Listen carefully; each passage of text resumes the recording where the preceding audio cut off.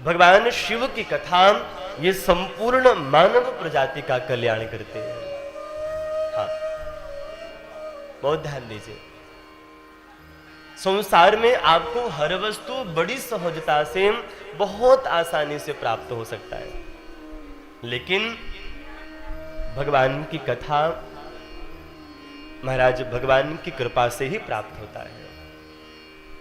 तात मिले अरु मात मिले, सुत भ्रात मिले युवती सुखदाई,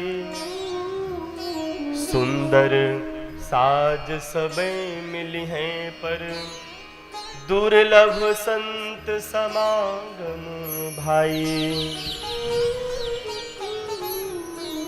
आपको हर वस्तु बड़ी आसानी से प्राप्त हो सकती है, लेकिन भगवत कथा, शिव कथा महाराज ये भगवान के सौभाग्य से, भगवान की कृपा से ही प्राप्त होता है।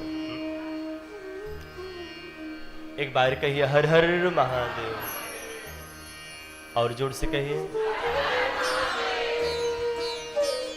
धन दारा और लक्ष्मी पापी गृह भी होए, संत समागम हरि कथा तुलसी दुर्लभ दुई।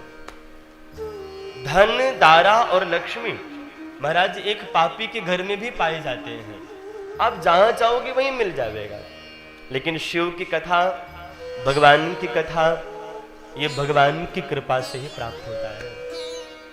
जिनके जीवन में भगवान की बड़ी कृपा है, जिनके जीवन में भगवान शिव की अनन्य कृपा होती है, ध्यान रखना बंधु, जब भगवान किसी भक्त पर कृपा करते हैं उसको धन दौलत यश संपत्ति नहीं देते, उसको अपनी कथा देते हैं, उसको अपनी कथा देते हैं। नहीं तो कोई 5 किलोमीटर से, कोई 10 किलोमीटर से, कोई 2 किलोमीटर से, कोई कहाँ से चल करके आए हैं, आप कथा को श्रवण कर रहे हैं महाराज। क्यों? क्योंकि यहां पर आपकी इच्छा नहीं, यहां पर शिव की इच्छा है। कहते हैं इरादे रोज बनते मगर टूट जाते, कथा में वही आते जिन्हें शिव जी बुलाते हैं, जिन्हें महादेव बुलाते हैं। ऐसे महान भक्त ही भगवान शिव की कथा में आ पाते हैं। ध्यान दीजिएगा प्रभु जी, भगवान शिव की कथा को श्रवण करने के लिए जीवन में 3 चीजों का होना अनिवार्य है। 3 चीज। पहली वस्तु श्रद्धा, दूसरी वस्तु नम्रता, और तीसरी वस्तु योग्यता।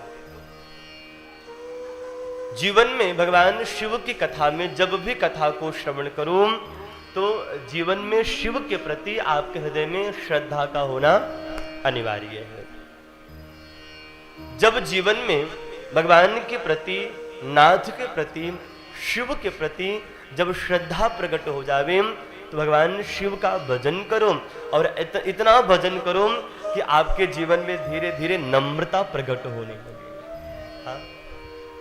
जीवन में जब तक नम्रता नहीं आवेगी, शिव कथा तुम्हारे भीतर जाने वाली नहीं। एक ने लिखा है ना, सारा जहां उसी का है जो मुस्कुराना जानता है। सारा जहां उसी का है जो मुस्कुराना जानता है। रोशनी भी उसी का है जो दिए जलाना जानता है। हर जगह मंदिर हैं, गुरुद्वारे हैं, पर शिव उसी के होते हैं जिनको सर झुकाना आता है। हाँ? जिनके जीवन में शिव के प्रति नम्रता है, प्रेम है, ऐसे जो भक्त हैं, ऐसे भक्तों के जीवन में ही शिव उनके हृदय में प्रवेश करते हैं।